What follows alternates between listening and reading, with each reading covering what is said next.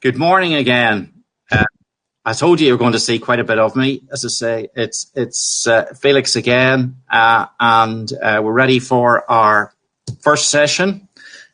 Just very pleased that we've got a speaker from Wood. All of you will know that company by now, and I'm sure a lot of you work with them. Andy's a principal integrity engineer in their asset performance and optimization team, got a lot of experience in this whole area.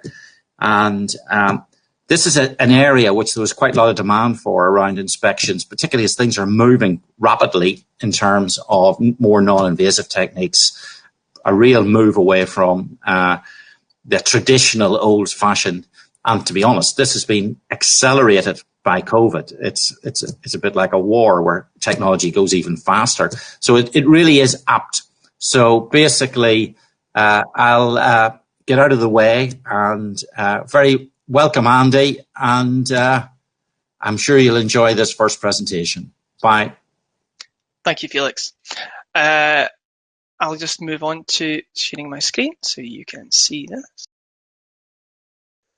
Okay, so what I'm going to be taking you through today is the application of novel techniques to improve asset reliability and performance. And that's not just inspection, it's across inspection and the whole asset integrity process.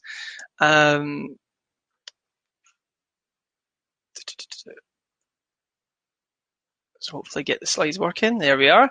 So over the next 20 minutes, I'll just give you a quick summary on what I believe to be the key drivers associated with improving your performance. I'll give you an example of some new inspection techniques and where they add value. Beyond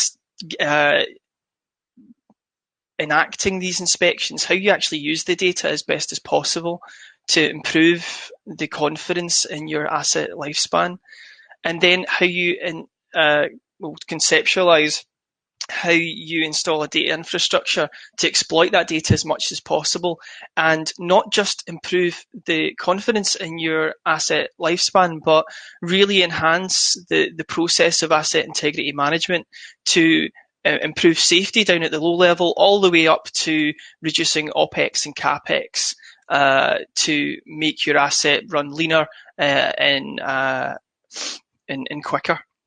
So really, what are those drivers that I see? There's a lot of external issues that are driving investment in the industry, some being margin erosion in some chains of production. The volatility in stock prices can have a big impact on the confidence in investment in the industry, and obviously the energy transition issue, the climate change issue, where the amount of investment in this industry may begin to reduce over time as its reputation associated with climate change and its impact on it becomes more and more prevalent. So where does low-level inspections have an impact on this? Well, an improvement in the approach to inspection and the analysis of those inspections will improve the confidence ultimately in the equipment that you have. Having improved confidence in the asset lifespan and when it may likely fail and require maintenance will improve the predictability of your asset uptime and the overall uptime percentage that you have. And ultimately, more targeted inspections and cleverer inspections will reduce the inspection burden that you have by justifying things like sample inspection and more focused inspections going forward. Now, touching on some of the inspection technologies that are available out there, there's so many things out there that it would take me hours to talk through what new inspection techniques are available. But the key things that I think they need to be picked out is there's so many new techniques that, if adopted, will improve the probability of detection and improve the quantification of defect sizing to really enhance the confidence that you have in that equipment condition. New methods are adopted all the time that can find damage mechanisms that previously couldn't be detected. So now we can possibly predict damage mechanisms such as HTHA that previously were unidentifiable, and would just result in a swap out of a vessel, for example. Beyond these techniques, there's new novel data collection techniques out there that can screen entire assets quickly with very minimal human interaction. A couple of examples here would be Spot. I don't know if anybody saw it in the news, but the Boston Dynamics robot that's used in the Gulf of Mexico for remote inspections. And it's also doing things like remote gas detection. So it's going into places that are hazardous, identifying where it's safe to go into before sending people in there. A huge safety benefit there. The deployment of things like drones and things like robots, etc., will ultimately have a direct reduction in costs for inspections through reduction in scaffold, reduction in installation removal, and, as I mentioned before, a direct reduction in risk to personnel because you're sending robots in there first, rather than potentially exposing humans to toxic or flammable scenarios. Now, with all these techniques and with all these, with the improved accuracy of data and the improved quality of data, there also becomes the burden of the massive increase in quantity of data. The one statistic that I just learned yesterday actually was that 90% of the world's data was created in the last 2 years, and that's only going to increase over time. Similarly, with the adoption of techniques such as drone inspections and applying 2D photogrammetry to get those nice 3D models of your equipment, that if you look at GVI, for example, general visual inspection, traditionally a person goes out there and images are taken by exception. The complete opposite will happen with automated inspection, where effectively huge amounts of data will be generated of good equipment, bad equipment, and then it's someone or something needs to filter that out to identify what is an issue, what's an anomaly, what is the condition of the equipment. And that's where things like machine learning algorithms come into play to identify and screen for degradation through image recognition techniques. Another addition that you can do, the likes of drones, you can do things like applying infrared cameras to drones to screen for CUI or screen for leaks in hard to access areas, which will significantly reduce the impact or the exposure of personnel to potential hazardous areas. One thing to just pick up there, and it's really important to consider, is when you're applying automatic surveys, how can you be sure that you've got 100% coverage? How are you sure that these drones are going to capture all the hard to reach areas and those little crevices that will typically be the areas that will result in high areas of corrosion? And that's something that we'll touch on later on. Beyond the direct inspection area, consideration of how you analyse data. The more data that we collect, the more opportunity you have to analyse that data and really feed it into something that makes sense of it. So application of probabilistic techniques to feed sensitive or critical inputs, say for like corrosion models, for example, feed those critical elements such as pressures and temperatures into these models and get a probabilistic opinion of the remaining life of your equipment that can be used to drive business decisions. So rather than just do a single model and have a qualitative defendable argument, you can really bolster that argument with some really high level quality data. But talking about data and talking about all this information, we're drowning in it. There's so much of it. And we're starved for knowledge. How do we actually use that information and leverage it to get the best possible quality, the best possible picture of our assets so that we can make the right decisions? And understanding how data architectures will work and to maximize and exploit that data will be absolutely key. So down in the bottom right here, you've got your data lake, you've got all your visual inspection data, you've got all your process data, you're drowning in it, so much of it. The first stage is to really think about how you want to use that data and how you want to consume it and how you want to present it through the likes of dashboards and that kind of thing, how you want to analyze it through the application of analytics techniques or machine learning techniques potentially. But once you've got that and you've got your data presented, it needs to drive through into something that can drive a decision-making process. And that's where when you begin to think about the application of these inspection techniques, you need to think of in advance, what systems do you have in place to manage that, to use it appropriately? So data architecture will be hugely important. The key benefit of having a workflow defined is you can automate that. So you can really maximize the value of the monitoring data that you have to really clearly predict a picture of your asset to allow those decision-making processes to occur. And one thing that I just wanted to pick out here specifically is that at some stage that human interaction piece still needs to occur.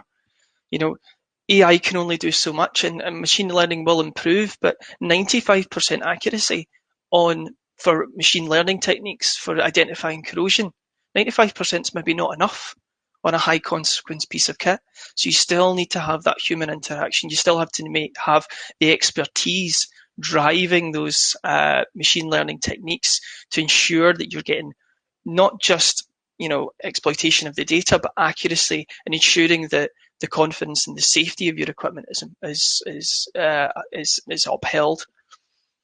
So that's really important at this stage, that you think about the interaction of machine learning, of physics-driven modelling and simulation, coupled with the expertise that you have, and make a hybrid AI that combines all of that to get the best possible picture of your asset.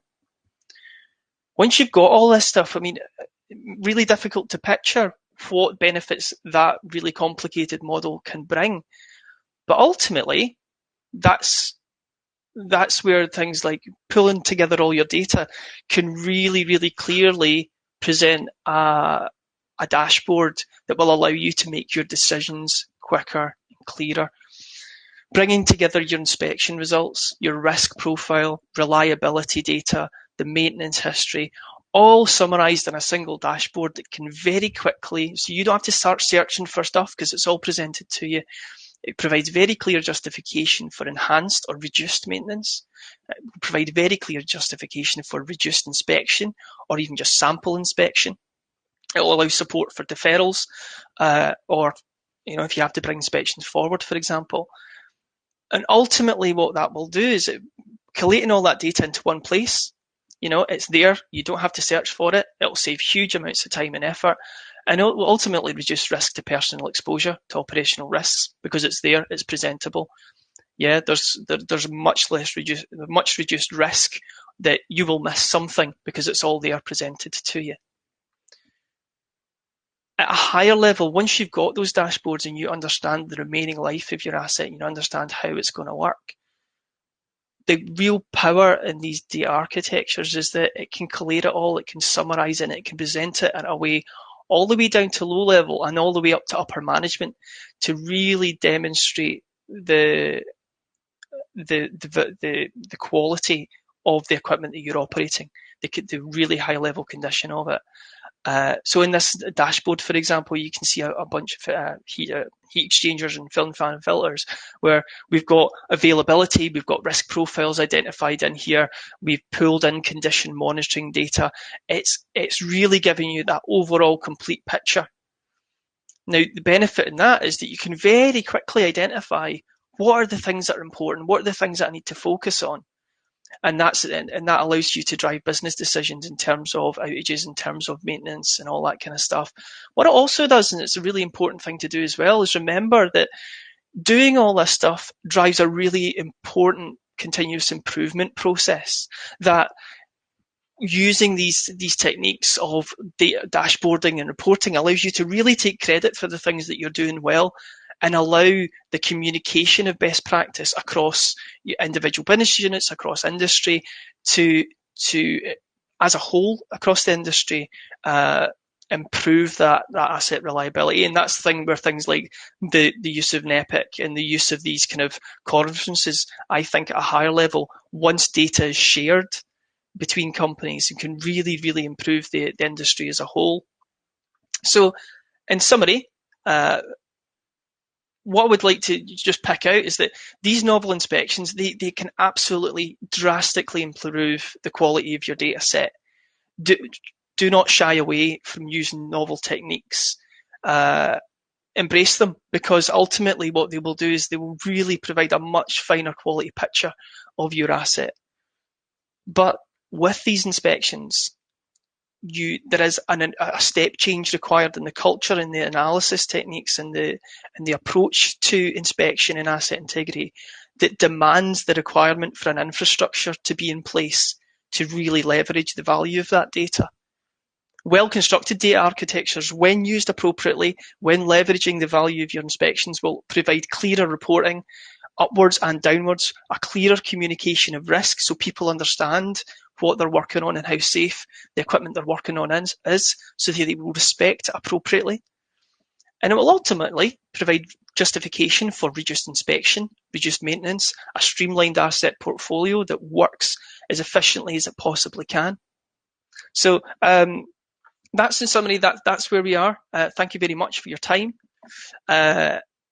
I will be in the booth, as Felix mentioned earlier on. I'll be in the booth throughout the day. Please feel free to contact me. There's my email address there if you want to contact me directly to talk about any of the concepts that I've delivered. And I hope they enjoy the rest of the day. As Felix has mentioned, it's a really exciting number of presentations. I'm really looking forward to seeing a lot of them. So yeah, thank you very much for your time. Over to you. Thank you.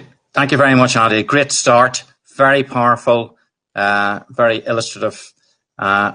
Please don't hesitate to put any questions on the Q&A so we can collate them.